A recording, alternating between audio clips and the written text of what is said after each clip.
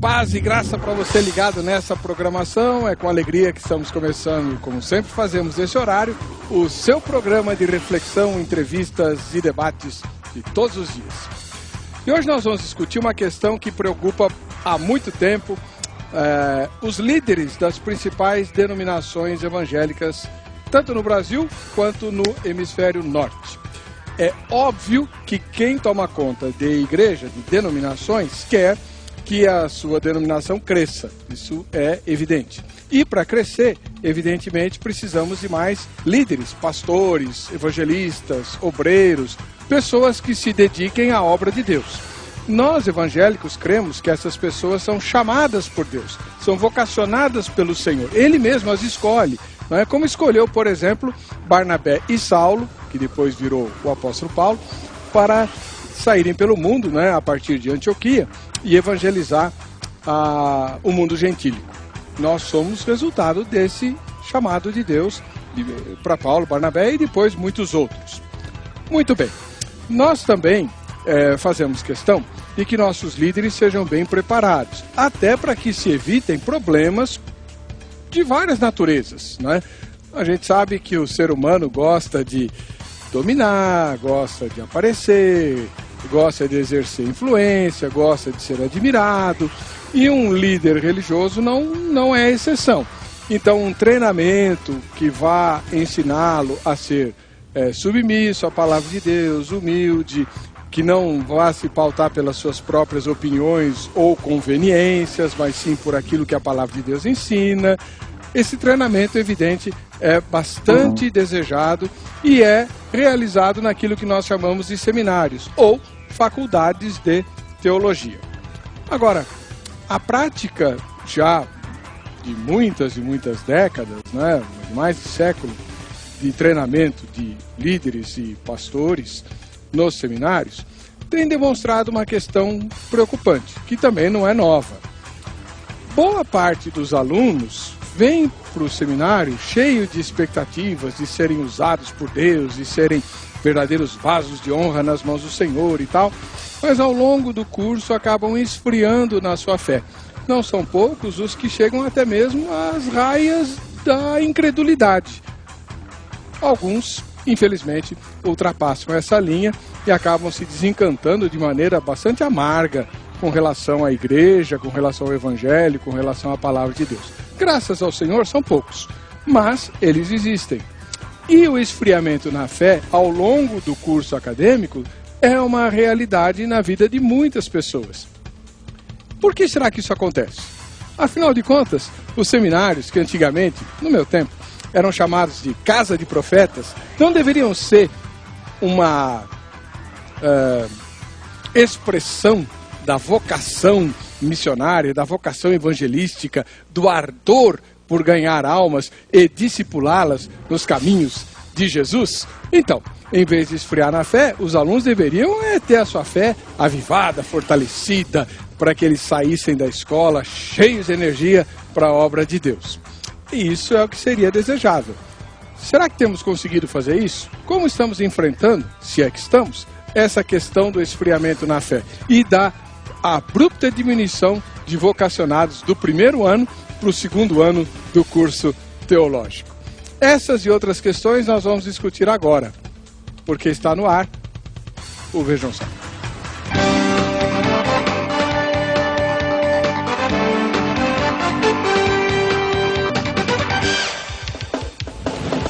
Olá, estamos iniciando em nome da Academia Teológica da Graça de Deus, a AGRADE, mais uma edição do programa Vejam Só, convidando você a participar dele até para que possa ser premiado. Hoje nós vamos sortear um brinde da AGRADE e para você concorrer a esse brinde, basta que você entre no nosso site www.vejamsó.com.br. Vote na enquete, pronto, você já está habilitado para o sorteio. Para o debate de hoje, a produção trouxe 2 diretores de seminários. Um de um seminário de uma igreja bem tradicional, conservadora, e outro de um seminário mais pentecostal, né? Conosco o pastor Joseph Arthur, diretor do Seminário Batista Logos, que está ligado à Igreja Batista Regular. ele que é mestre em divindade e missionário da sua denominação. Pastor Joseph, seja bem-vindo, paz e graça. Muito obrigado. Eu devo chamar o senhor de pastor Joseph ou de pastor Arthur? Pastor José. José? É. Tá bom. Onde fica o Seminário Batista Regular? Atualmente, pelos primeiros 53 anos, estávamos aqui perto, na esquina de São João e Avenida Ipiranga. Eu conheci lá.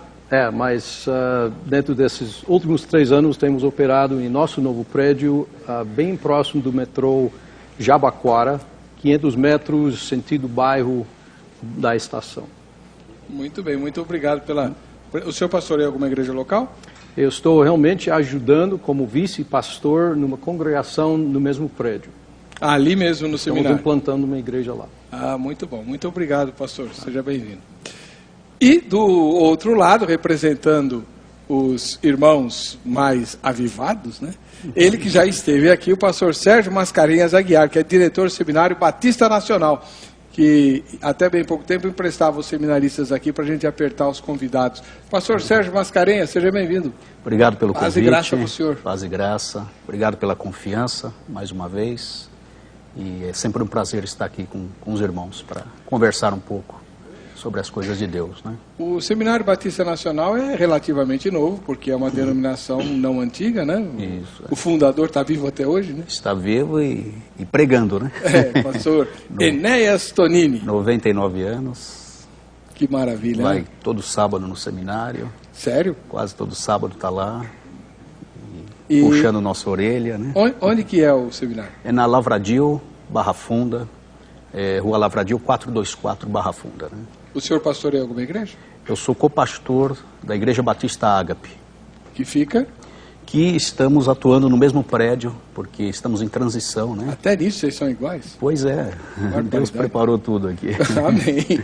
Tá certo. Então, é uma igreja que funciona nas dependências do seminário. Do seminário, muito transitoriamente. Nos dois casos. Isso, exatamente. Amém. Tá bom. Vamos assistir a matéria que apresenta o tema, a gente já volta com o primeiro recado esperto do Vejam Só. Dos discípulos de Jesus, houve um que estava tão convicto da fé que tinha em Cristo que jamais pensou que iria negá-lo um dia. Pedro desejava ir com Jesus até a morte, porém na casa de Caifás, temendo pela própria vida, negou ao Senhor, dizendo e insistindo que não o conhecia. Quando o homem aceita a Cristo como Senhor e Salvador, quando há uma conversão sincera, ele começa a trilhar nos caminhos da fé.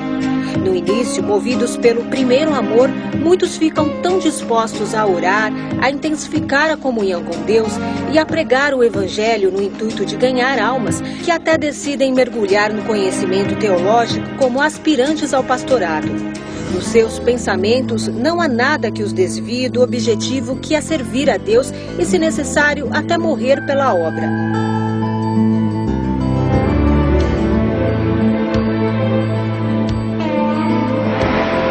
Mas ao iniciar um seminário de teologia, muitos jovens que antes eram ativos e fervorosos tornam-se frios na fé na medida em que avançam nos estudos.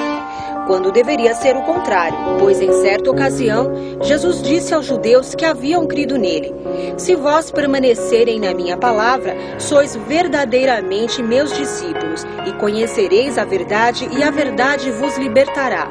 Então, quanto mais aplicados no conhecimento da palavra, menos escravos do pecado.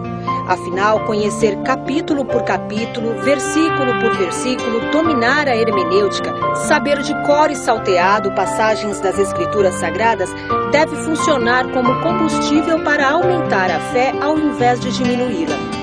A fé é o mesmo que confiança, é um sentimento que o verdadeiro crente nunca perde. Quem confiou em Jesus como seu único Salvador, jamais deixará de confiar nele. Biblicamente, a fé é a certeza das coisas que se esperam e a convicção de fatos que não se veem. Teologicamente falando, significa a aceitação de algo como verdade. E essa verdade tem por fundamento o testemunho de Deus manifestado em um fato histórico. Mas por que tantos seminaristas esfriam na fé? Este assunto é destaque do programa Vejam Só de hoje. Tá aí. E a gente vai aproveitar e discutir também algumas asseverações da matéria, né? Por exemplo, quem confia no Senhor jamais deixa de confiar. Vou aproveitar que eu tenho um tradicional e um pentecostal aqui e vamos ouvir a opinião deles. E quero ouvir a sua também. Entre no site www.vejamsó.com.br, poste lá o seu comentário, né? E nós vamos ler alguns aqui, obviamente.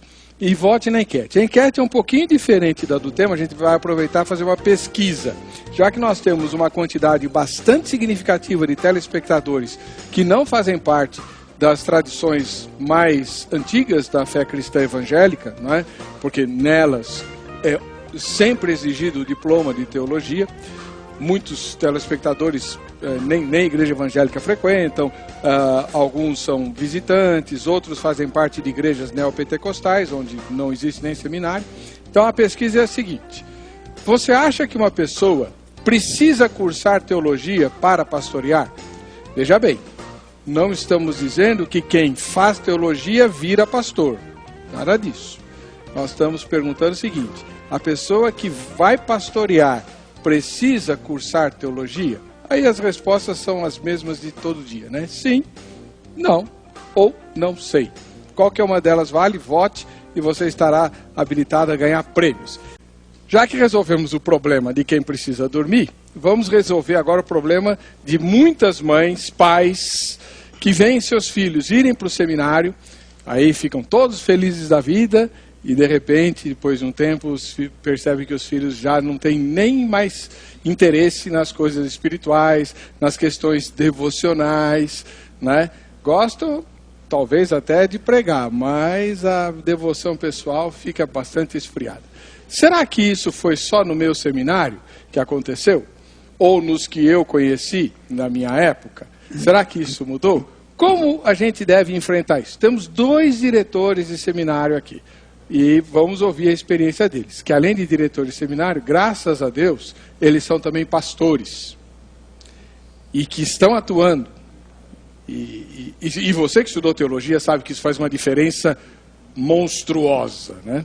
Depois a gente trata disso. Vou começar pelo pastor Joseph Arthur, que é o pastor do Seminário Batista Logos, ligado à Igreja Batista Regular, uma das mais tradicionais igrejas batistas aqui no Brasil. Eles são bastante estritos, né, pastor? No tempo que eu conheci o seu seminário, aluno não podia ir de jeans, não, nem de tênis. Agora pode? Pode. Temos até bermuda na sala de aula às vezes. Eu não acredito. Eu não quero escandalizar o pastor, mas acontece. Mas então por que não podia nem tênis, agora pode bermuda? Acho que tem a ver com a transferência realmente de uma administração estrangeira para uma administração mais brasileira. Eu realmente sou mercenário, não missionário, mas mercenário. Por quê? Porque eu estou tomando o lugar do diretor por algum tempo limitado. Eu quero ficar temporariamente na posição, porque passamos por algumas lutas financeiras e realmente acabando com esses problemas, eu vou procurar alguém para tomar meu lugar. E o senhor volta o senhor era professor da escola? Sua área qual é? Sou deão do mestrado. Trabalho mais, gostaria de trabalhar mais na área do Velho Testamento. Eu tenho um aluno que é aficionado, um colega de trabalho que é aficionado lá pelo Antigo Testamento e é aluno de vocês, o Pedro.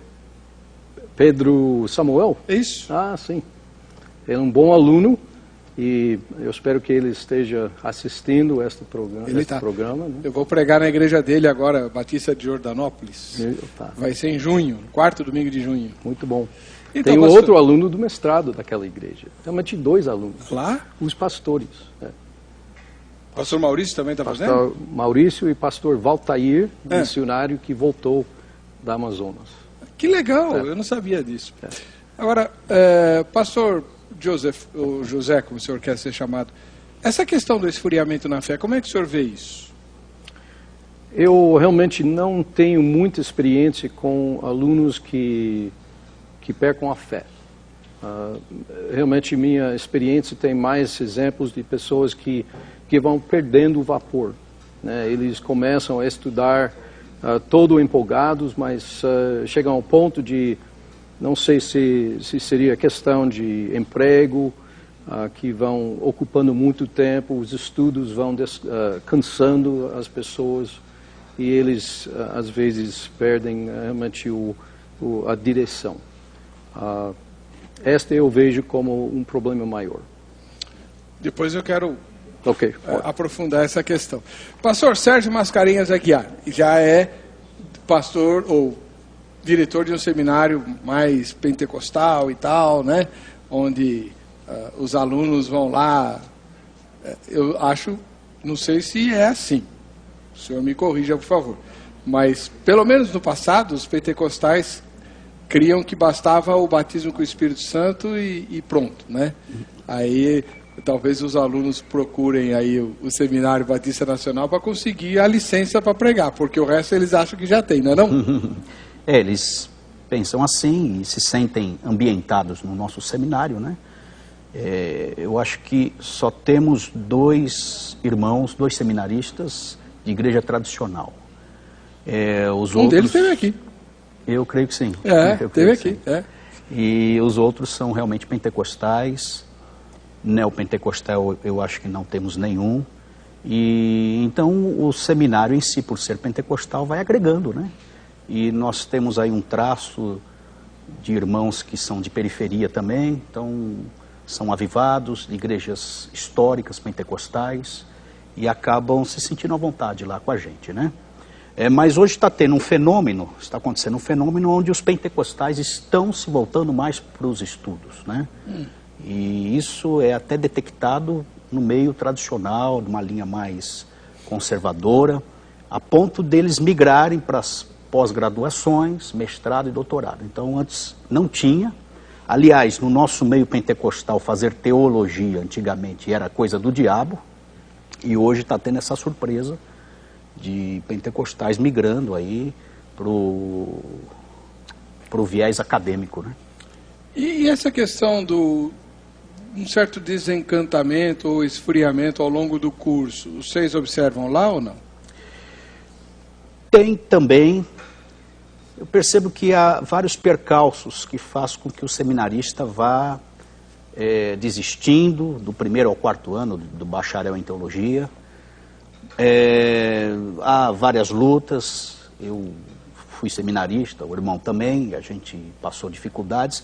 Mas pensando nisso, pastor, eu atribuo a principal razão ao próprio seminarista. Eu tenho dificuldade de ficar deslocando culpas, apesar de saber do contexto, e sei que alguns desistem por questões até explicáveis e plausíveis, mas eu acho que o peso maior está sobre o próprio seminarista, é responsabilidade dele, porque ele tem posse da verdade, está de posse da verdade, e diante da verdade a gente reage de diversas maneiras. E de posse da verdade, sabendo dela, nós temos o poder de vencer a verdade, de vencer, aliás, a mentira, o engano, as barreiras. Então cabe aí uma perseverança. A palavra de Deus diz: se hoje ouvir a voz do Senhor teu Deus, não endureça o seu coração. Então acho que a responsabilidade maior é do próprio seminarista, e a partir daí eu alistei algumas outras razões, né? O espírito da época, né? Esse clima escatológico, ele gera uma certa incredulidade, né? Então Jesus falou: por se multiplicar a iniquidade, o amor de muitos esfriará. Nós já temos vivido esse momento, onde as pessoas têm deixado o primeiro amor, como nós vimos aí na vinheta. Isso, né? Então as pessoas entram para o seminário e, envolvidas nesse clima, se deixam levar pelas ideologias, pelos modismos, e estamos vivendo um momento pós-moderno, onde a globalização, somado ao secularismo, envolto a hedonismo, consumismo, pragmatismo, o sincretismo religioso, tudo isso vai, de certa forma, influenciando e fazendo com que a fé desse seminarista vá esfriando no decorrer desses 4 anos, né? Então, essa é uma outra razão que eu alisto aqui, a ponto de, com excesso de leitura também, eles penderem para um certo liberalismo, né? Que a gente chama liberalismo teológico, com raiz lá no iluminismo. Então existem teólogos que não creem na palavra de Deus, existem teólogos que não acreditam na inspiração das Escrituras, existem professores que banalizam a revelação de Deus, que até desdém das Escrituras Sagradas e começam a contaminar o coração deste seminarista, né? E ele vai esfriando, com certeza, o excesso de livros, a falta de devocional, como o pastor até colocou no início, a falta de um envolvimento ministerial, a falta de uma relação mais íntima com Deus, isso vai fazendo com que as tendências estejam suplantando e fazendo naufragar a fé desse seminarista, né? Sobre o que os dois irmãos colocaram, eu queria já pôr duas observações, que são as seguintes, e logo depois a gente já vai para mais um recadinho aí do Vejam Só, e no próximo bloco nós vamos aprofundar e tratar de questões aqui meio delicadas, né? Veja só, um dos grandes desafios, talvez seja o maior desafio, fora o financeiro, que o povo colocou bem que é um problema sério, né? Mas um dos grandes desafios de qualquer escola de teologia hoje é aliar a devoção à erudição. Porque historicamente a gente tem escolas que se notabilizam pela erudição teológica, mas com um grau de devoção extremamente ruim, quando existe alguma, né? Alguma devoção. Aquilo que o pastor Sérgio acabou de descrever, professores com trocentos mil títulos e com uma erudição muito profunda, né, teológica e também nas ciências humanas, mas que não creem na ressurreição de Jesus, que não creem nas Sagradas Escrituras. Eu fui aluno de gente assim, né? Então, eu sei do que eu estou falando. São muito eruditos, mas não têm vida devocional praticamente nenhuma. E no outro extremo você tem escolas muito... que parece mais igreja, né? As aulas viram cultos, até com manifestação de glorificação, etc., né? Mas que não tem nenhuma profundidade teológica, nenhuma erudição e tal. Então, juntar as duas coisas é um desafio muito difícil, que eu tenho certeza os irmãos têm conseguido alcançar. E a primeira providência para isso, os irmãos mesmos já tomaram. Talvez nem tenham consciência disso, mas eu vou dizer, né? O fato de os irmãos não abandonarem o púlpito de uma igreja local por estarem se dedicando à obra de Deus na formação de pastores. É óbvio que a cruz dos irmãos é infinitamente maior, porque tomar conta de uma congregação, ainda que no papel de auxiliares, é um fardo muito pesado. E, além disso, tomar conta de uma escola de teologia, juntar as duas coisas é muito complicado. Eu, ao longo do meu curso, aprendi cedo a distinguir os dois grupos de professores. Os professores que eram pastores de igreja local e os que não eram. E eu respeitava, como mestres, os que eram pastores de igreja local. Porque chegar num ambiente acadêmico e falar o que você quiser, é muito fácil. Você está descomprometido. Eu chamo de franco atirador. Não tem ninguém que vai depois te chamar as falas e te pedir contas. Você faz o estrago que você quiser, destrói a vida lá dos seus alunos, né? E ainda acha que está prestando um grande serviço porque o está liberando das lendas e tal. Agora, quando você tem que enfrentar o drama da lavadeira, da faxineira, quando você tem que enfrentar o drama do estudante universitário que foi estudar biologia na USP e no domingo vem todo cheio de conflitos, né, e você tem que pastorear e apacentar essas pessoas com o conhecimento teológico que você ensina lá na escola, aí é diferente. Aí você consegue trazer as duas coisas à tona. Esse, na minha opinião, é o primeiro passo de uma escola realmente comprometida com o equilíbrio teológico e devocional. Ter professores que pastoreiam. Não só os alunos, mas pastoreiam ovelhas na igreja local, com todas as suas características, né, que a tornam tão peculiar. Parabéns aos irmãos. Deus os abençoe. Já já a gente vai para o segundo bloco, onde a gente vai tratar de umas feridas aqui, né? Inclusive vou tentar curar as minhas, aproveitando que eu tenho dois excelentes médicos aqui.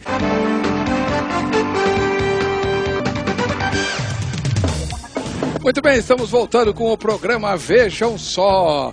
Pedindo para você entrar no site www.vejamsó.com.br, votar na enquete para você poder se habilitar, para você poder habilitar-se aos sorteios que nós vamos fazer aqui em nome da Academia Teológica da Graça de Deus, a Agrade. Pois muito bem, o que nós estamos discutindo hoje é a questão das pessoas que vão para o seminário, né? Querendo fazer a obra de Deus e tal, e ao longo do curso teológico acabam esfriando na fé. Não deveria ser o contrário? Eu estou aqui com o pastor Sérgio Mascarenhas Aguiar, que é diretor do Seminário Batista Nacional, da Igreja Batista Nacional, lá organizada pelo pastor Enéas Tonini, e com o pastor Joseph Arthur, que é diretor do Seminário Batista Logos, ligado à Igreja Batista Regular, uma das mais antigas aqui do Brasil, e bem tradicional. Pastor Joseph, durante um tempo, na minha juventude, faz tempo já, nos anos 70, eu batalhei bastante lá na Palavra da Vida. Eu não estudei no Seminário Palavra da Vida, mas eu participava muito dos acampamentos como conselheiro e tal, né? E devo muito do meu conhecimento da Bíblia e da minha relação com Deus ao ministério do irmão Haroldo Reimer, né, que foi uma bênção na minha vida e tal.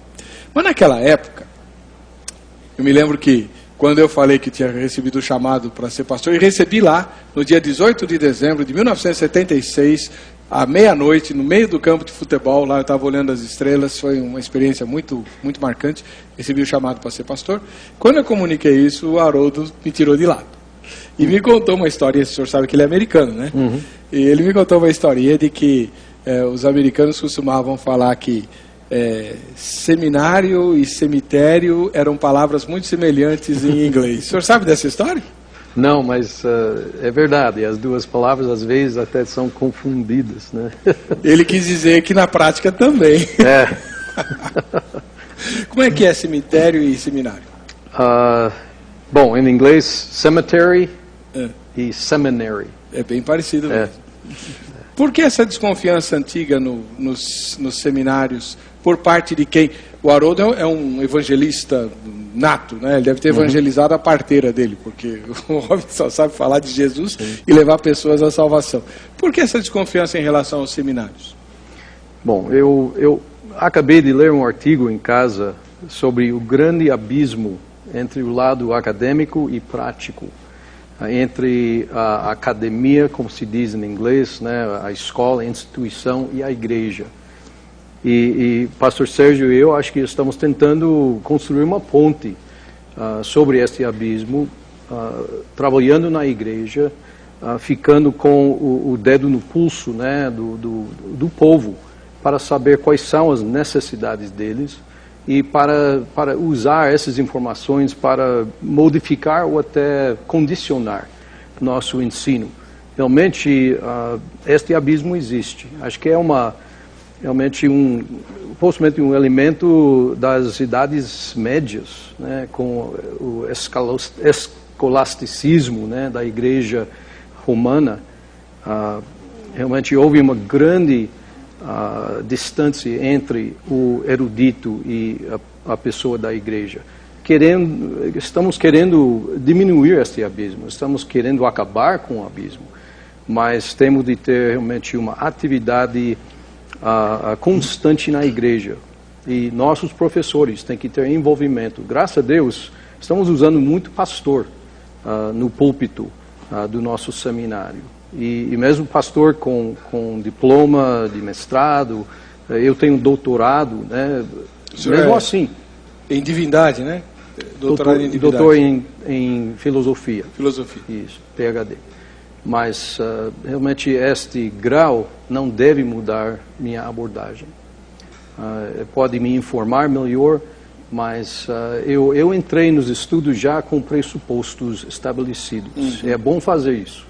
É bom já determinar onde você fica na sua fé, e resolver que o treinamento, né, os estudos não mudem nada nesse sentido de confiança na palavra de Deus e na sua abordagem apologética.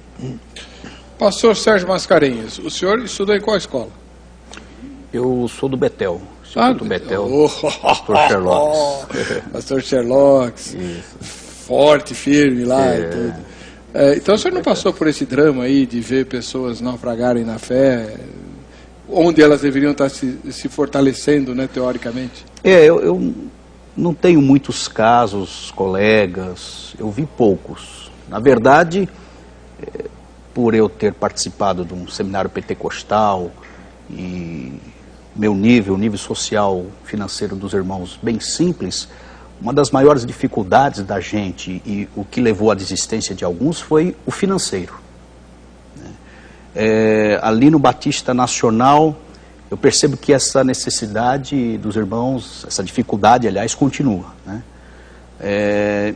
E nós temos nos cercado com os expedientes da fé em termos devocionais, né, com oração, com cultos, com consagrações. A gente incentiva muito isso, né? A própria aula, iniciando com oração.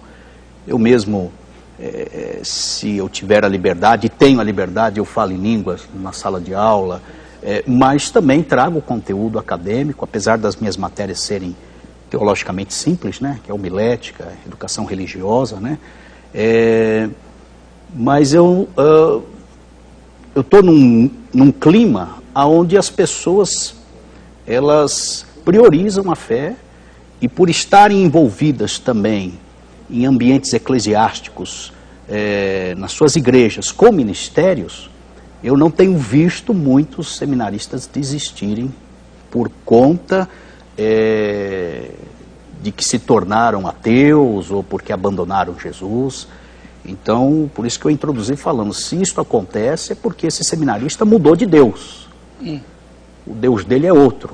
A dificuldade aí fez com que ele tomasse para si um outro senhorio a não ser o de Jesus. E nós, como já passamos essas dificuldades de seminário, a gente entende que se o nosso Deus for o da Bíblia e o Senhor for Jesus, ele vai fazer a gente passar esse mar aí, e a gente não vai sucumbir nas dificuldades, quer financeiras, espirituais, quer ideológicas, teológicas, ou ideológicas, né?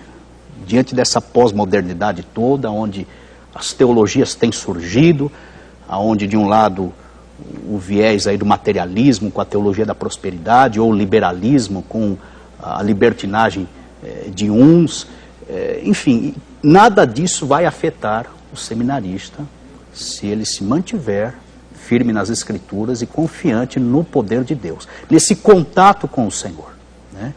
Vai vencer. Daqui a pouquinho, eu vou querer ouvir os meus dois convidados sobre uma questão mais delicada, que é o seguinte: qualquer pessoa pode ir para o seminário? Por exemplo, eu tive uma aluna, entrou na minha sala de aula, num seminário, ela tinha menos de uma semana de convertida. Ela se converteu na Igreja Renascer, e como lá não tem escola dominical, não tem nada, ela queria conhecer a Bíblia, mandar ela para o seminário. E que os irmãos vão pensar nisso? Já eles vão falar. E segunda coisa, é verdade que o estudante começa a tomar contato com informações que não são dadas em larga escala na igreja, de forma aberta, porque são informações técnicas sobre a formação do texto sagrado, sobre as questões difíceis que a conjuntura da Bíblia apresenta, enfim. Quando a gente começa a ver, né, vamos dizer assim, entre aspas, segredos e a lidar com o mistério que cerca a construção da história da fé, isso tem que ser feito com um certo critério e demanda uma certa maturidade da pessoa que estuda, ou não. Se você é de Jesus, vai ficar firme, aconteça o que acontecer, né? Não sei. Muito bem. Eu tomo ômega 3, porque se é ômega 3, a minha memória vai para o espaço. Realmente é um produto bom, funciona. Quantos anos, pastor? Oi? Tem quantos anos? 51. Tenho 59. Quase lá. Ok. Quase lá. Mas, enfim. Ai. Por que o senhor faz pergunta difícil, hein, pastor? Como é que fica? Vou começar com o pastor Joseph. O senhor que fala de Antigo Testamento e tal. Na escola dominical, nos cultos, evidentemente, ninguém vai tratar das dificuldades que a formação do texto sagrado apresentou. E por isso muitos crentes têm, nunca pararam para pensar nisso, né? Acham que a Bíblia caiu pronta do céu, enfim. No máximo ela foi traduzida para os idiomas, o resto estava tudo prontinho. E não foi assim. Então o aluno chega lá, ele começa a ter contato com a teoria documental, né, que fraciona a formação do Pentateuco, coloca-se em questão as autorias dos livros, e uma porção de coisinhas assim, ligadas à crítica textual, se mexer ou se não mexer no texto e tudo. O senhor não acha que isso pode atrapalhar a fé daquele cristão mais piedoso, porém menos afeito a questões técnicas? Realmente no seminário nós abordamos esses assuntos justamente porque alguém já abordou o assunto erradamente. Então é necessário abordar o assunto de uma perspectiva mais ortodoxa. Então, por exemplo, no mestrado nós tratamos nos pormenores essas teorias que surgiram nos anos 1800. Acredito que o motivo pelas teorias é realmente incredulidade, mas mesmo assim nossos pastores têm que saber lidar com isso. Agora, eles não vão pregar sobre isso, eles não vão colocar esses assuntos no púlpito. De vez em quando eles vão descobrir no seu meio um universitário que está com certas reservas ou problemas, e ele tem então o material para aconselhar aquela pessoa. Então nós julgamos importante para os pastores ter um pano de fundo crítico. Queremos que eles, por exemplo, na sua carreira na escola, eles devem aprender a pensar criticamente, mas não liberalmente. E este pensamento não é nada de desonestidade, não é que estamos colocando todos os problemas embaixo do carpete, mas é que estamos já começando de uma posição de fé e estamos esperando com paciência para o Senhor nos fornecer os detalhes. Por exemplo, tem gerar problemas, áreas históricas, áreas textuais, como você já colocou, e áreas arqueológicas. Em todas essas áreas, você pode enfrentar problemas enormes, problemas que ainda não têm resolução. Mesmo assim, você pode esperar. E você pode dizer, acredito nesta palavra, e acredito que o Senhor sabe o que Ele está fazendo. Ele inspirou esta palavra corretamente. Os homens que Ele usou para inscriturar a palavra fizeram isto pelo Espírito Santo, movidos por Ele. E assim, temos uma palavra confiável, infalível, e vamos simplesmente ficar acreditando nisto e procurando resolver os problemas. E o senhor, pastor Sérgio, como é que vê essa mesma questão do choque, vou chamar de choque cultural, né? A pessoa vem do ambiente eclesiástico, onde no culto ela está acostumada, obviamente, e tem que estar mesmo, a adorar a Deus, a contemplar a glória de Deus. Quando ela vai para o seminário, até alguns livros de teologia sistemática são assim, parece que estamos desnudando Deus, né? Entrando em minúcias, tratando de forma muito técnica as questões do texto sagrado, principalmente na formação do texto e tudo. Então essas questões não podem acabar abalando, chocando, enfim, o estudante? Não, é um risco, né? Mas a fé, ela é outra circunstancial, tem que ser. Para ele passar pelas matérias e saber que as disciplinas, elas devem contribuir com espírito crítico, no sentido de arregimentar essa fé, de fortalecer ainda mais essa fé. Levando em conta exatamente, aí a gente volta para o ponto da revelação bíblica, né? E a revelação bíblica é a verdade. A palavra de Deus é a verdade, não que contém, ela é. Então, estamos diante da verdade que exclui todos os equívocos. E aí, consequentemente, esse seminarista deve se concentrar e concentrar a vida nisso, porque se ele sair daí, automaticamente, ele compromete a sua salvação, a espiritualidade dele, gera opressão, o inimigo até pode usar desse expediente para fisgar a fé dele, para derrubar a fé dele, esvaziar a fé. Consequentemente, isso desemboca no que Paulo falou do esfriamento do espírito, um entristecimento do espírito, uma não resistência ao inimigo. E ele tem que saber que ele está no seminário como um apêndice da igreja. Jesus falou, edificarei a minha igreja, e não o seminário. E eu vejo o seminário como uma espécie de reunião à parte, como aconteceu em Atos capítulo 16, a igreja estava estabelecida e assuntos teóricos, difíceis, então os apóstolos se reuniram à parte para discutir. O seminário faz esse papel. A gente está na prática, na igreja, edificada em Jesus, constituída por Jesus, e à parte a gente estuda a teologia. E teologia é estudar a revelação de Deus, a revelação que Deus deixou. E essa revelação é as Escrituras Sagradas, Gênesis, Apocalipse. Então vai ter uma varredura durante 2, 3, 4 anos, pós-graduações, enfim, sobre assuntos concernentes a isso.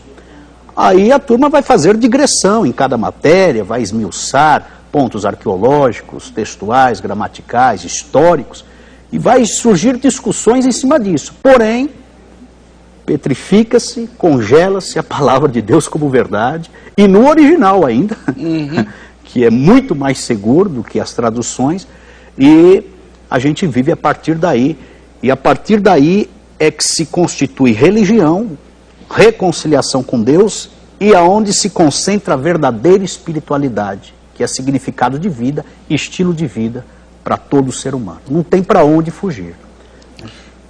Pastor José, lá no seminário que o senhor trabalha, e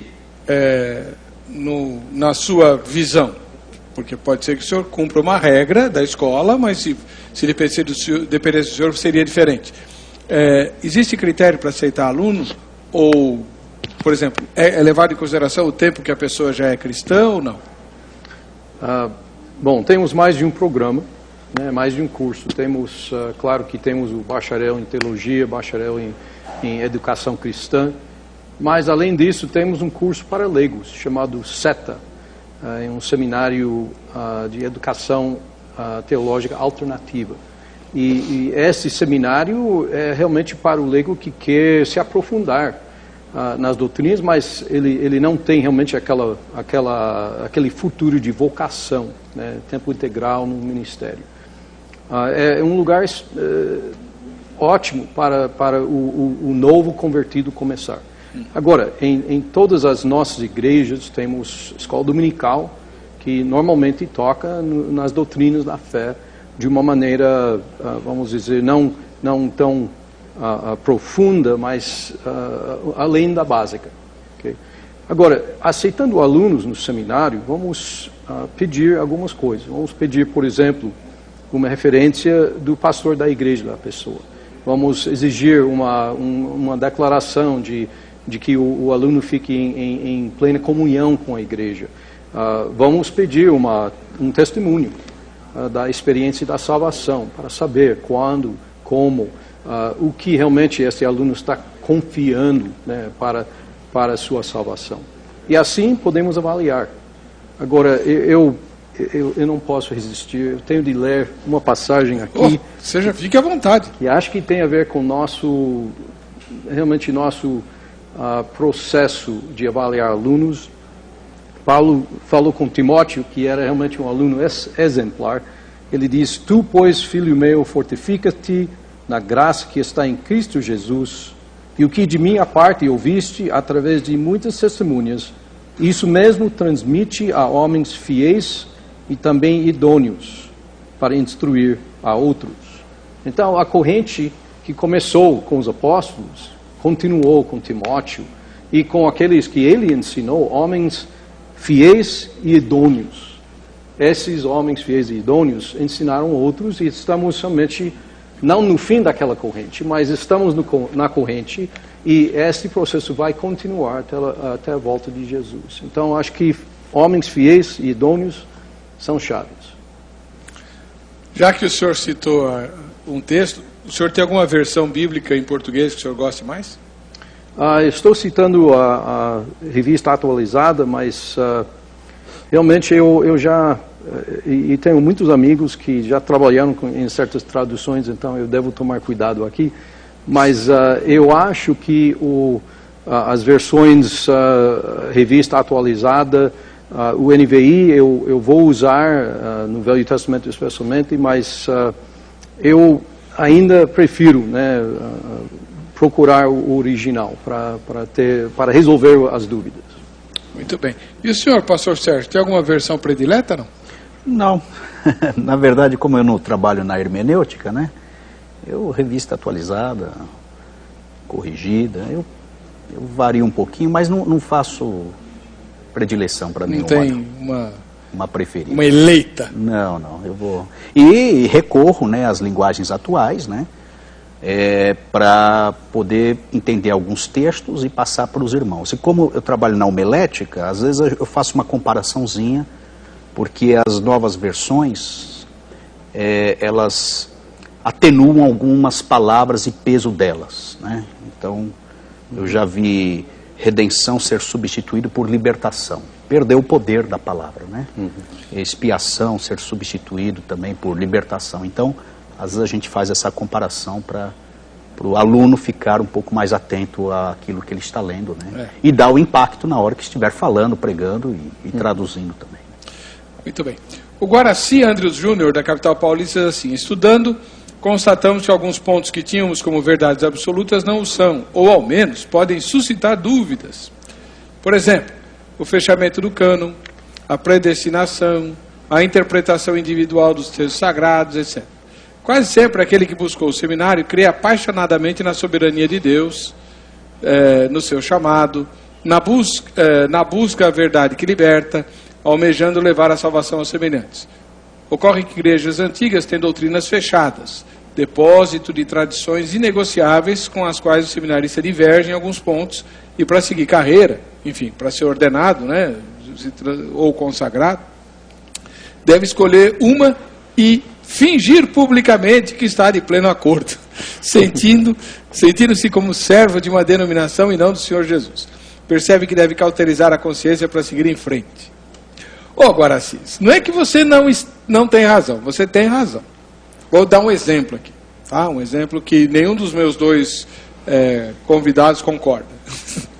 Por exemplo, se você for de uma igreja histórica de linha presbiteriana ou metodista tradicional, metodista do Brasil, você tem lá a prática do batismo infantil. Batizam-se crianças, E isso é inegociável, você tem toda a razão. É uma questão inegociável. Se o seminarista não concorda, é ele que procure outra denominação. É o que vão dizer para ele quando ele terminar o curso, ou durante as aulas. O que normalmente os professores têm de fazer é convencer de que o batismo infantil é legitimamente amparado nas Escrituras. É um problema muito sério. Ele é legitimamente amparado historicamente e teologicamente, se você for aliancista.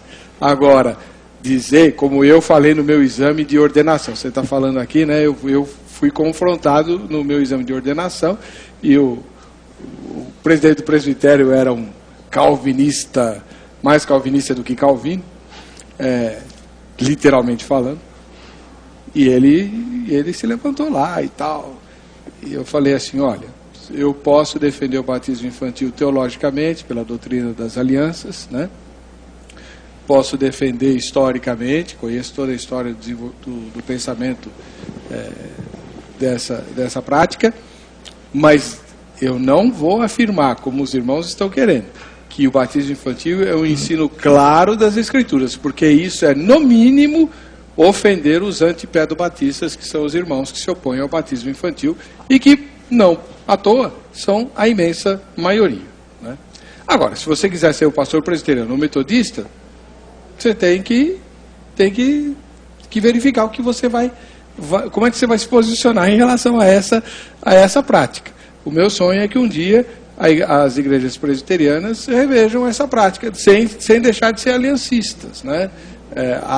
O aliancismo não necessariamente leva à prática do batismo, na medida em que o batismo não é a circuncisão. Não é. Ou é? O batismo é um ato de fé, né? Então, o batismo tem a ver com fé, né? É que na doutrina aliancista, a fé é posterior à aliança, né? Isso aí é outro assunto. Então, agora sim, tem uma certa razão aqui, né?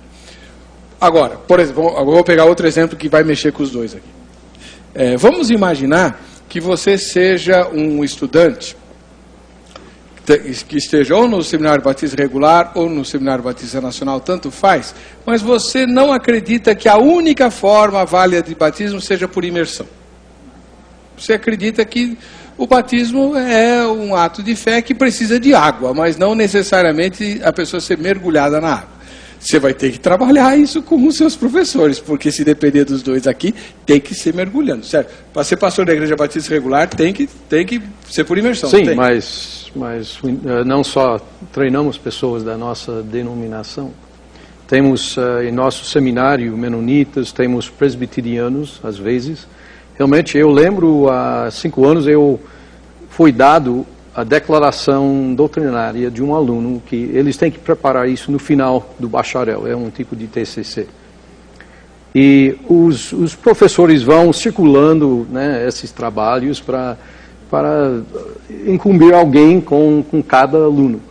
Então eu recebi, acho que foi propositadamente que eu recebi, este aluno que eu ensinei com grande alegria, um aluno excelente, mas a posição dele era de pedobatismo. E ele colocou isso na sua declaração. Então, ele era a favor do batismo de criança? Sim. E, bom, eu sabia da orientação dele, e realmente temos de distinguir entre questões fundamentais e questões que não vão atrapalhar realmente o avanço do Evangelho. E este assunto aqui é uma coisa que não consideramos fundamental, mesmo sendo seminário batista. Olha, se ele quiser ser ordenado batista, eu vou fazer uma objeção. Claro. Mas eu simplesmente coloquei minhas objeções de uma página, né, de texto, mostrando as provas bíblicas, porque eu acho que ele não tem razão. Mas depois o senhor me manda essa folha? Acho que ficou com ele, não mas lembro. O senhor não escreveu? Devo ter no computador. Eu quero. Ok. Mas, isso é um assunto assim, que eu pesquiso há mais de 30 anos. Nós aceitamos o aluno, teve notas muito boas, até estudou no mestrado um pouquinho comigo. Então, aí a grande vantagem da escola é essa. O mundo acadêmico permite liberdade de opinião. Mas quando você chega, como você mesmo colocou agora assim, quando você chega para ser pastor da igreja, aí você tem que se adequar à doutrina da igreja. Como é que o senhor vê esse tipo de coisa? Então, eu concordo com o pastor. Em questões fundamentais, nós fechamos. E em questões seculares, a gente abre o diálogo. E no seminário, num programa como esse, enfim, né, em simpósios.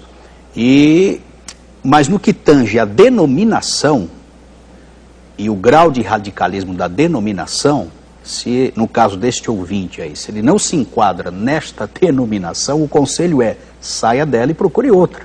Ele vai abrir a dele.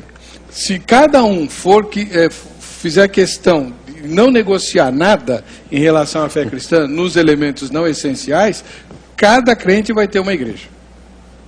Porque basta que a gente pegue os assuntos da escatologia, por exemplo. Pronto. Mas, pastor Eber, no outro lado, temos muitos abusos através da história, nesta área de ordenanças. Né?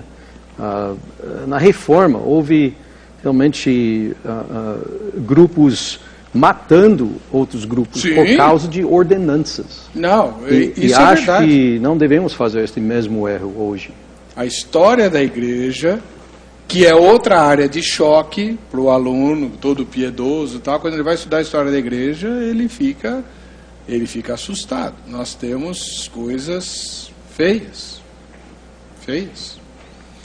Né? Quando surgiu o movimento anabatista, os calvinistas e reformados, vários grupos se insurgiram contra os anabatistas e os matavam afogados, né, mostrando uma crueldade e uma ironia diabólicas. Está na história. Então, às vezes a gente só ataca o grupo romano, que a história da igreja romana é muito sangrenta, a da reforma também, viu? Então é complicado. Por isso que Jesus falou que quando ele voltasse ele ia achar fé na terra, né? E o aluno toma contato com essas coisas, e se ele não tiver uma base devocional pessoal forte, ele realmente se abala. E é disso que nós vamos tratar no próximo bloco. Como o aluno deve manter a sua devoção em Deus a despeito de tudo que acontece dentro e fora da igreja e da escola. A gente já volta.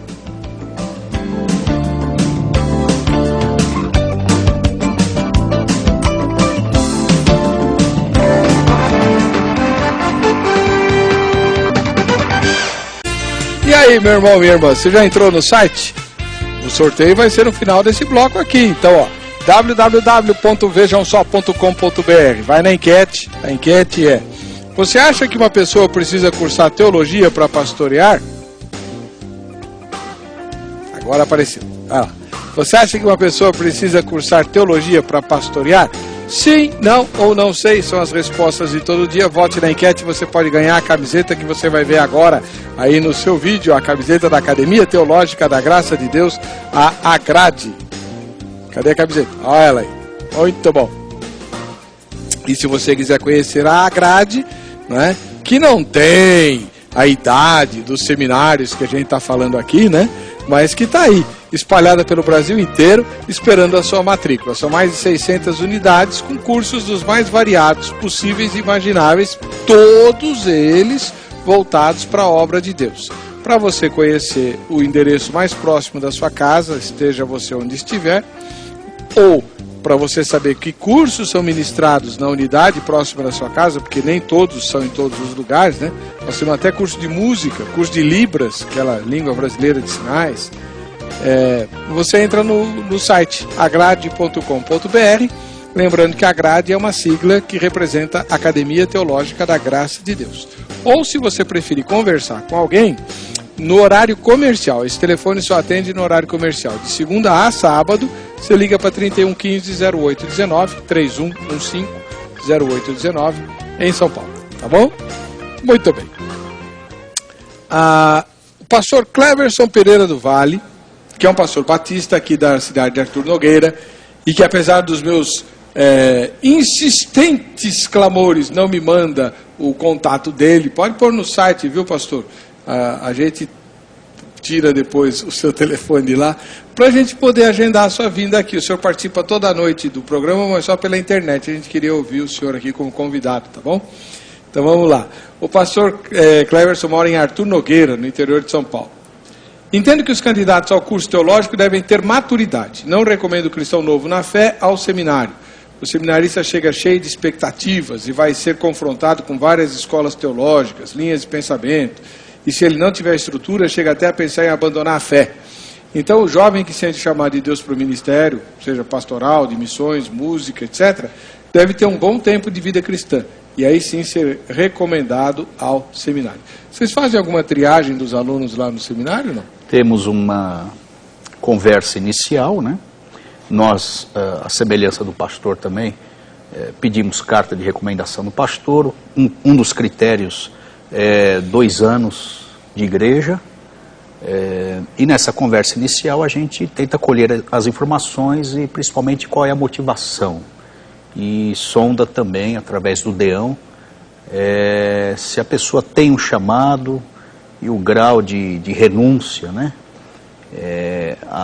para cumprir esse chamado. Então, há uma entrevista inicial onde a gente tenta pensar algumas informações cruciais, né, e para ver até se a pessoa está em obediência ou em rebelião a Deus, a palavra, enfim, se está em comunhão, né, com a igreja, para não cair nesse problema que o pastor levantou aí, né, sendo um novo convertido, um neófito, diante de algumas matérias, até esfriar na fé, perder o primeiro amor. Esse risco existe mesmo, né? Um outro fenômeno que acontece muito, pelo menos acontecia, né, na minha época, o pessoal não conseguia ou não queria se submeter aos vestibulares das universidades públicas, que eram muito concorridos, então o seminário era um atalho, né, para um emprego, entre aspas, mais ou menos prestigiado, né, e não tão difícil, né? Entre cursar engenharia e fazer teologia, se você fizer uma pesquisa na igreja, todo mundo vai dizer que teologia é mais fácil. Depois que você vai estudar, você vai ver que não é bem assim, não, né?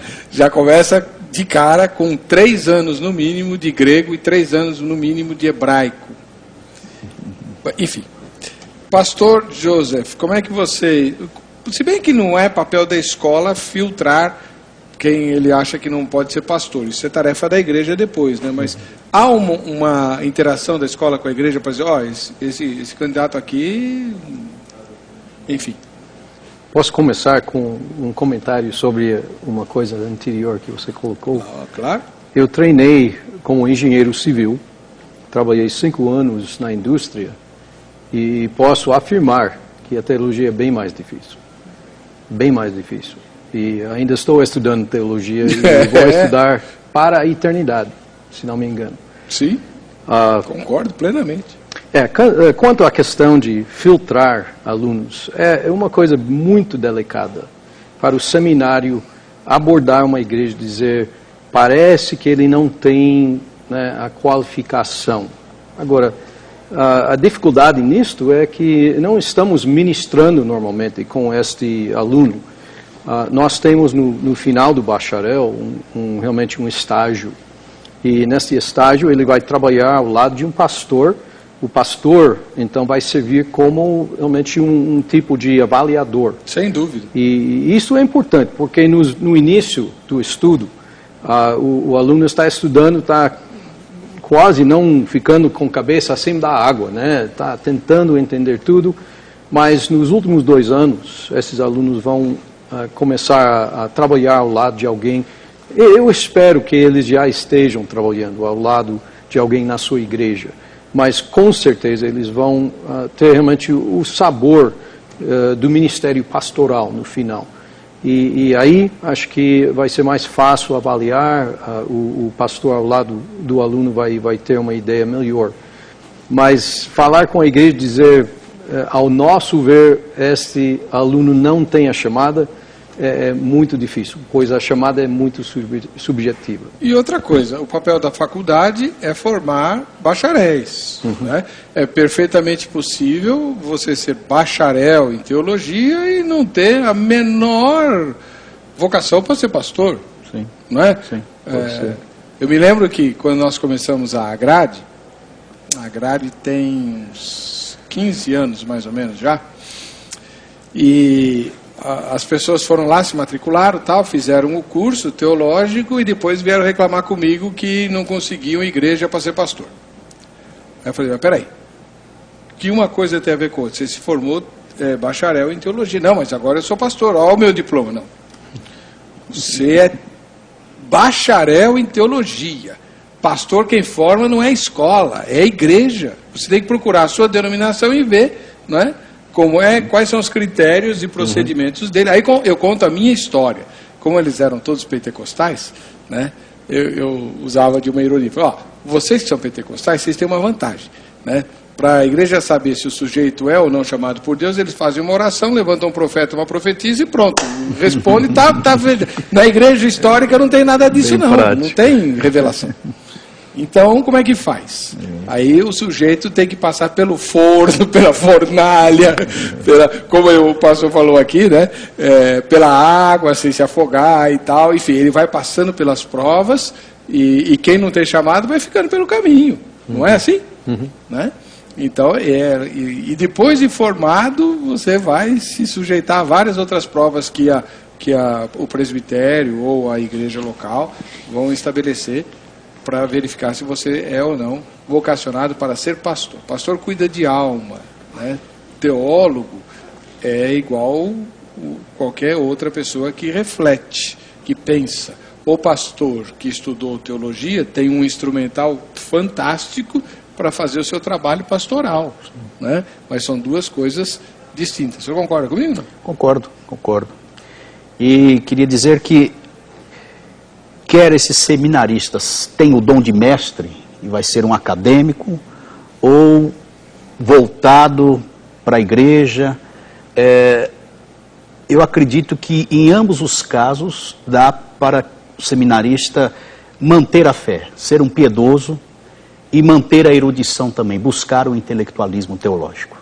Então a teologia que entra pela cabeça, ela tem poder de descer ao coração e fazer com que esse mestre seja uma pessoa piedosa nas mãos do Senhor, usada, quebrantada, contrita nas mãos do Senhor, quanto esse pastor também.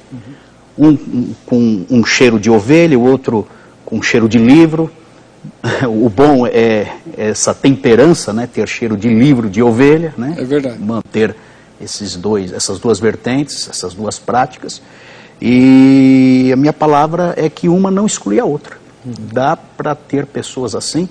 E contrário senso é um desserviço à fé cristã, ao reino de Deus, né? Porque perde o propósito. Então, Jesus falou, olha, vocês são sal, tem que salgar. Vocês são luz do mundo, tem que brilhar. O seminarista que nessa transição perde a fé, vira ateu, desiste de Jesus, o primeiro amor vai embora, né?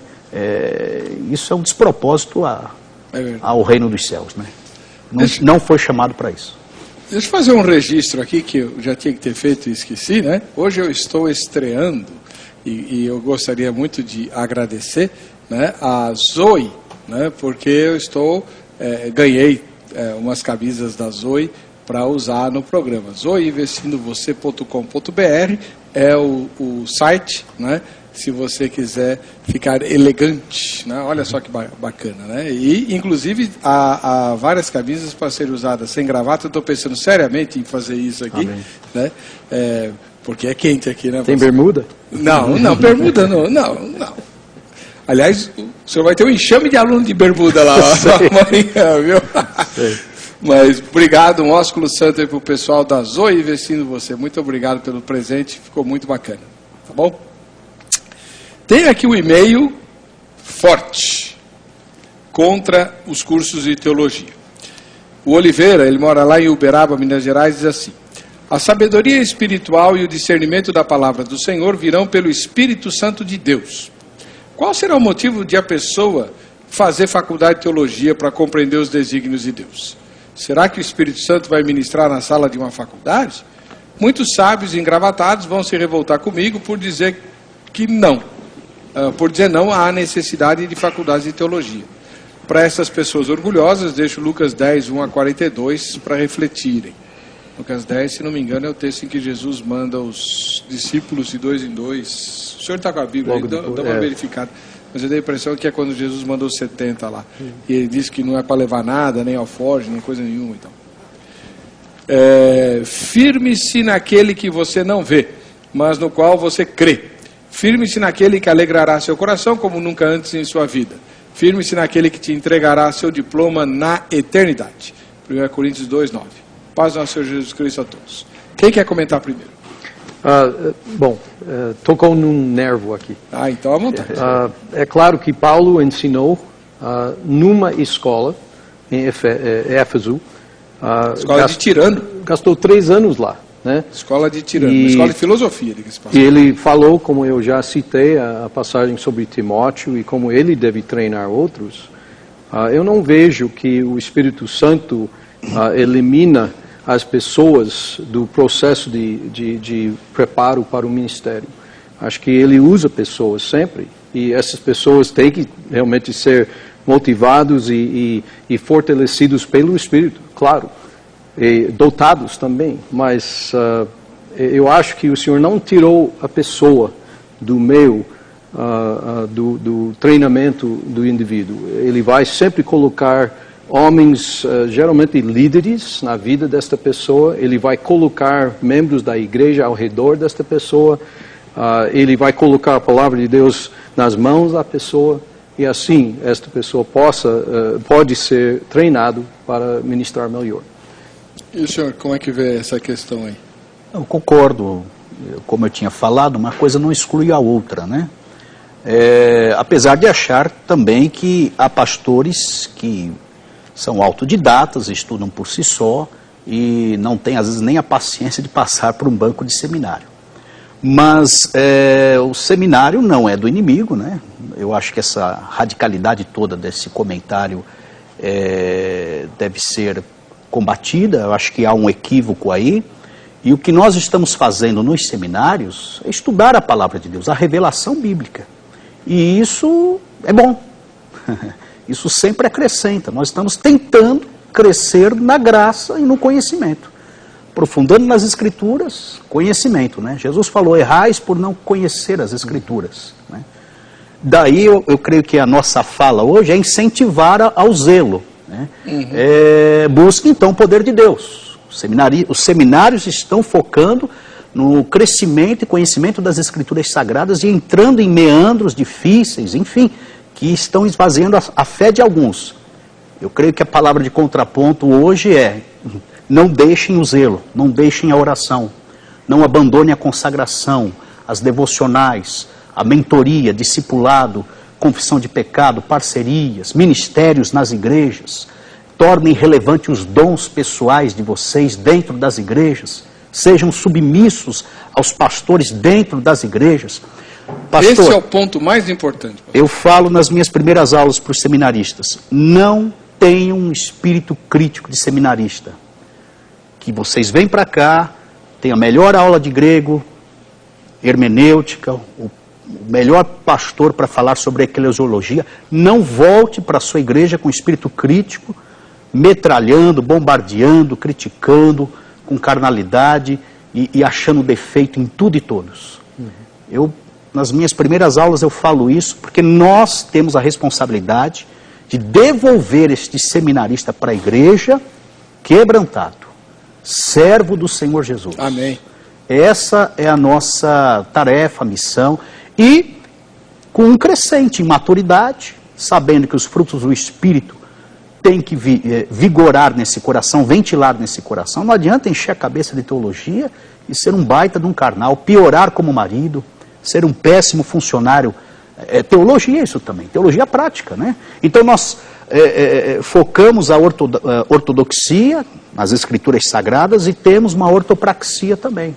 Há um jeito de viver, de se relacionar, de ser sociável, de fazer a obra de Deus, de pregar a palavra de Deus sem fugir da revelação bíblica. Há um jeito de se fazer tudo isso. O senhor me lembrou uma história que o meu professor de introdução ao Novo Testamento sempre contava, né? Um pastor muito querido, Paulo Damião, e foi muito legal o curso com ele, né? Nós tivemos 3 anos de aula com ele. E introdução e depois teologia, né, do Novo Testamento.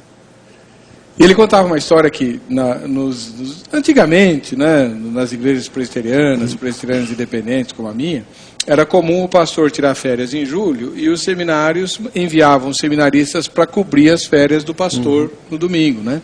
Então os seminaristas pregavam. E tinha um seminarista lá que faltou seminarista e ele estava no primeiro ano. Né? Tinha feito só um semestre, o primeiro semestre do primeiro ano, mas faltou lá o seminarista. Ele foi enviado pelo seminário para descobrir as férias de um pastor da zona rural, né? Então no primeiro domingo de julho lá foi ele para uma igrejinha rural, culto é meio-dia, na roça o culto é meio-dia, todo mundo já tinha almoçado, porque almoça às 10 horas da manhã, aquela baita macarronada, um calor de arrebentar, né? Mas o cara todo engravatado, não cabia nele, né? Porque era o primeiro domingo em que ele ia ser pastor, né? Depois de 6 vezes de seminário. Ele chegou lá com o sermão todo escrito e começou a pregar. E ele começou a falar sobre o argumento ontológico da prova da existência de Deus, depois foi para o argumento teleológico da existência de Deus e tal. Bom, enfim, ele vomitou lá tudo que ele tinha estudado de filosofia. E quando acabou o culto, é praxe nas igrejas históricas o pastor ficar à porta, cumprimentando os membros, né? Aí ele ficou lá à porta, suave em bicas, né? Passou uma senhora e falou assim: olha que moço, apesar de tudo que você falou lá dentro, eu ainda creio em Deus, viu? Ainda creio em Deus. Que é o que acontece quando o seminarista perde a humildade e quer mostrar erudição, ele acaba fazendo o contrário do que... São experiências, né? Não é? Pra todos nós, né? Todo mundo passou por um pouquinho disso. Né? Ai. Bom, e a questão que foi colocada na matéria de abertura. Queria a opinião dos irmãos.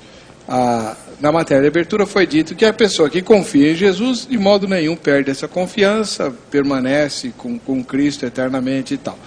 É assim mesmo ou é possível alguém se perder no meio do caminho? Pastor José, primeiro o senhor. Você está tocando agora em assuntos mais controversos, né? Eu tenho a tendência de ver pessoas estudando teologia, às vezes chegando lá no seminário com pouca maturidade, que é perigoso. Eu penso, por exemplo, no exemplo do Bart Ehrman, que alguns livros dele já foram traduzidos aqui no Infelizmente. Brasil. Exatamente. Agora, Bart Ehrman é um recurso na área de crítica textual. Ele já escreveu muito, tem obras boas sobre os pais da igreja, os pais do 2º e 3º século. Porém, no testemunho dele, num dos seus livros, ele fala sobre uma experiência onde ele consultou um professor, porque ele estava saindo de uma igreja fundamentalista, estudando numa universidade, se não me engano, em Carolina do Norte. E esse seminário não tinha realmente uma base muito conservadora teológica. Mas ele abordou esse professor porque ele teve problemas em resolver uma questão em Marcos. E o professor disse para ele: será que Marcos errou? Acho que isso mudou tudo na vida dele. Agora, o problema é ter professores assim, que não têm realmente aquela base bíblica e a base na área de pressupostos que vai preservar a ortodoxia nos alunos. Porque esses alunos são maleáveis, são quase frágeis neste estágio. E eu acredito que devemos, como professores, como mestres, devemos ter também o coração de um conselheiro, né? Devemos ajudar essas pessoas que têm dúvidas. Já lemos sobre João Marcos no Novo Testamento, né? Fazendo estágio com Paulo e Barnabé, né? E de repente caindo fora. Mas aparentemente Barnabé teve um coração de um conselheiro. Ele acolheu ele mais tarde, quando Paulo não acolheu ele. Levou João Marcos com ele em outra viagem, e no final da vida de Paulo, Paulo admite que este irmão João Marcos tem utilidade, né? Traz eles, ele mandou diz, buscar. Exatamente, para Timóteo. Então, acho que devemos ter esse coração de conselheiro para ajudar os alunos com as dificuldades, mas não vendendo a ortodoxia. E o senhor, pastor Sérgio Mascarenhas, como é que vê essa questão? Queria aqui citar Timóteo também. Olha o alerta, né? Ora, o Espírito afirma expressamente que nos últimos tempos alguns apostatarão da fé, por obedecerem a espíritos enganadores e ensinos de demônios, né? Pela hipocrisia dos que falam mentiras e têm cauterizado a própria consciência. Então, os últimos dias é um gargalo de ateísmo, de incredulidade. E eu creio que nós, professores, temos que vacinar os alunos, criando essa imunidade com relação a esses tempos difíceis, tempos escatológicos, né? Espíritos enganadores, e fazer essa mentoria, né? Que o pastor comentou, encostando. Lá no nosso seminário nós almoçamos juntos, nós oramos juntos, há uma aproximação, nós aconselhamos, tem uma sala à parte lá. Então, esse processo é fundamental também, né? Para que a gente tenha um calço, seja um calço, um apoio, um trampolim para esse obreiro, para esse seminarista que está até em confusão. Tem um caso lá, recentemente, que eu ouvi do Deão, que o irmão está sem, o seminarista está sem igreja. Então ele já está sob oração, já estamos de olho nele, já foi aconselhado para ele buscar uma igreja, né? Para que ele esteja vinculado com o corpo de Cristo. Então, tem que cercar, porque a gente sabe que um seminarista sem igreja, com teologia liberal, com acesso ao liberalismo, a incredulidades, às teologias, ideologias, ele pode de fato naufragar, né, na fé. E o clima é todo propício, né? Porque os tempos são difíceis. O Benedito Siqueira Pontes, de Uberaba, Minas Gerais, diz que tudo começa, segundo o ponto de vista dele, quando Constantino tornou o cristianismo a religião oficial em Roma. Ali já houve um sincretismo que mudou o verdadeiro cristianismo. De modo que, da mesma forma que morre-se mais nos hospitais, que são os lugares para se salvar vidas, os seminários, que não existiam no passado, mais destroem do que constroem a fé. A meu ver, são fatores importantes. 1. Falta de experiência de vida para se desenvolver em aspectos afetivos. Adolescentes nos seminários. 2. Professores muito voltados para o intelecto e sem sensibilidade. O senhor acabou de falar isso, né? Aliás, os dois. 3. Ação demoníaca. 4. Dificuldade de transpor da palavra para a prática, para a emoção.